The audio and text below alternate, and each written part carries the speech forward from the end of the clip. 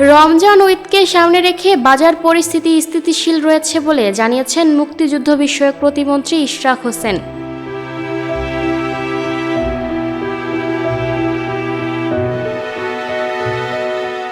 শনিবার ৭ই মার্চ সকালে রাজধানীর শ্যামবাজারে ভোক্তা অধিদপ্তরের কর্মকর্তাদের সঙ্গে রাজধানীর পাইকারি ও খুচরা বাজার পরিদর্শন করেন মুক্তিযুদ্ধ প্রতিমন্ত্রী। এ সময় ব্যবসায়ীদের প্রতি ন্যায্য মূল্যে বজায় রাখার আহ্বান জানিয়ে ইশরাক হোসেন বলেন, ঈদকে কেন্দ্র করে কেউ যেন অবৈধ মজুত করতে না পারে সে বিষয়ে প্রশাসনের মনিটরিং অব্যাহত থাকবে।